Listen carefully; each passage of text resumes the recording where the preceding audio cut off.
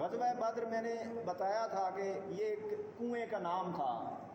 غزوہ بدر تو جو تھا یہ ایک کنویں کا نام تھا، اور اس کنویں کا جو مالک تھا اصل میں اس کا نام تھا۔ تو جس میدان میں یہ کنواں تھا اس کا نام بدر پڑ گیا، میدان بدر۔ تو اس معرکے سے پہلے، اس جنگ سے پہلے، اس غزوہ سے پہلے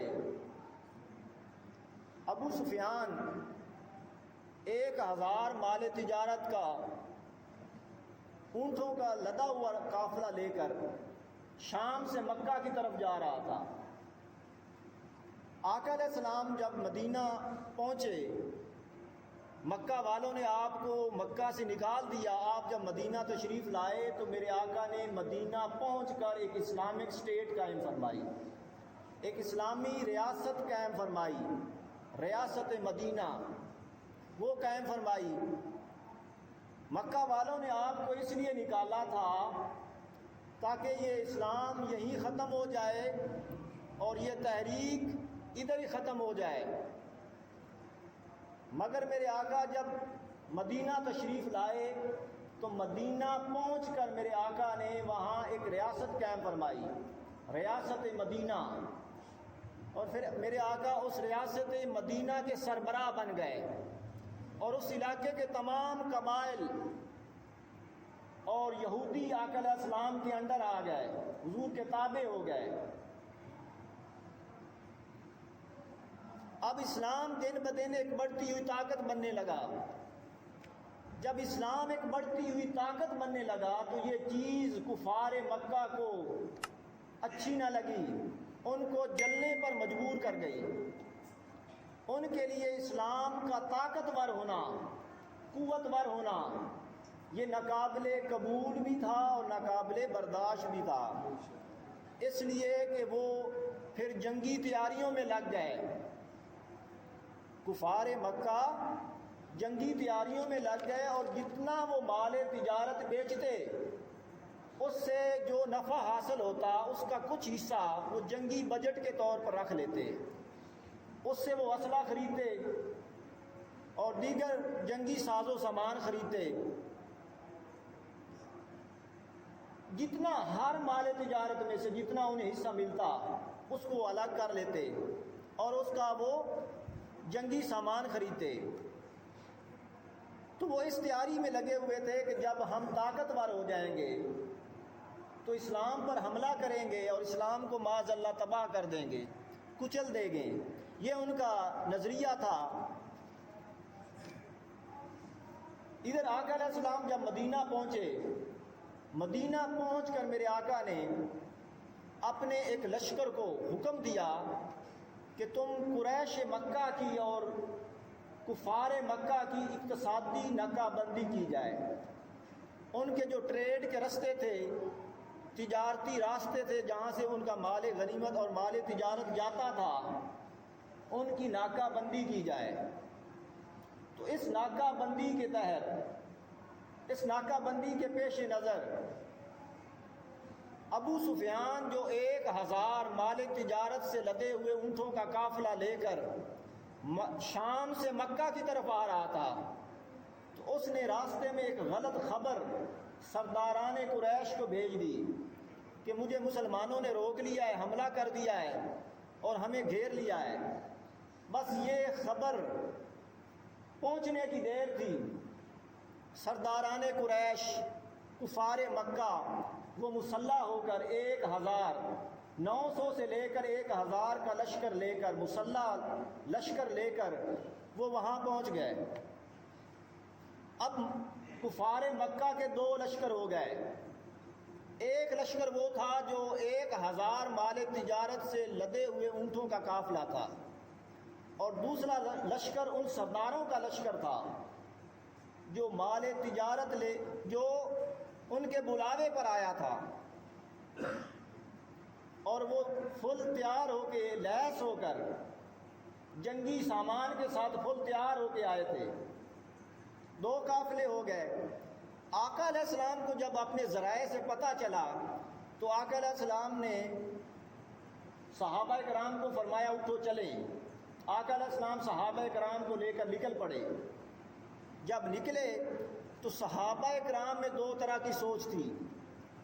جو ابھی نئے نئے مسلمان ہوئے تھے، کچے تھے، نئی نئی اسلام کے اندر انٹری ہوئی تھی ان کی، وہ کہنے لگے یا رسول اللہ، آقا کو مشورہ دینے لگے کہ یا رسول اللہ ہم اس مال تجارت والے قافلے پر حملہ کرتے ہیں تاکہ وہاں سے مال آئے۔ ان کی یہ سوچ تھی۔ وہ کہتے تھے کہ ادھر سے ہمیں کیا ملے گا، گردنیں اڑیں گی، خون بہے گا اور ملے گا بھی کچھ نہیں، کیونکہ وہ نئے نئے اسلام میں داخل ہوئے تھے۔ ابھی انہیں آقا کی صحبت سنگت حاصل نہیں ہوئی تھی کہ ان کے من بدل جاتے، رغبت دنیا سے الگ ہو جاتے، دنیا سے کٹ جاتے۔ تو وہ کہنے لگے کہ یا رسول اللہ اس لشکر پر حملہ کرتے ہیں جو مال تجارت والا لشکر ہے۔ ادھر والے جو صحابہ تھے، جو ایمان میں پکے تھے، جن کا ایمان اونچے درجے کا تھا، ابو بکر، عمر، عثمان، علی، وہ کہتے آقا کہ ہم اس لشکر کے ساتھ لڑتے ہیں جو لڑنے کے لیے آ رہا ہے۔ اب یہ دو طرح کی سوچ تھی۔ ادھر والے کہیں کہ ادھر سے لڑتے ہیں تاکہ مال آئے، ادھر والے کہتے تھے کہ آقا مسلح لشکر آیا ہے اور اللہ کے رستے میں جانے دینے اور گردنیں اڑانے کا وقت ہے، ادھر مال ملے گا، ادھر اللہ کی رضا ملے گی۔ تو فیصلہ ہوا کہ ادھر چلتے ہیں۔ اللہ رب العزت نے یہاں فرمایا، اللہ رب العزت نے فرمایا وَإِذْ يَعْدُكُمُ اللَّهُ إِحْدَى الطَّائِفَتَيْنِ أَنَّهَا لَكُمْ، سورۃ آل عمران۔ اللہ رب العزت نے فرمایا، اللہ نے وعدہ کیا اور بات راز میں رکھی، فرمایا کہ محبوب آپ ان لوگوں کو بتا دو، اپنے صحابہ کو بتا دو کہ ان دو لشکروں میں سے ایک لشکر پر تمہیں فتح ہو جائے گی، ایک پر تم غالب آ جاؤ گے۔ اب آقا علیہ السلام نے صحابہ کرام کو بتا دیا۔ اب وہ صحابہ جو ادھر والے تھے، جو کہتے تھے کہ مال آئے، وہ کہتے تھے کہ دیکھو اللہ کا وعدہ آ گیا ہے، کیوں نہ ہم اس مال تجارت والے قافلے پر حملہ کریں اور مال آئے۔ ان کا یہ خیال تھا۔ وہ ان دو قافلوں میں سے ایک کا تعین بڑے شوق سے کرنے لگے کہ اس پر حملہ کرتے ہیں۔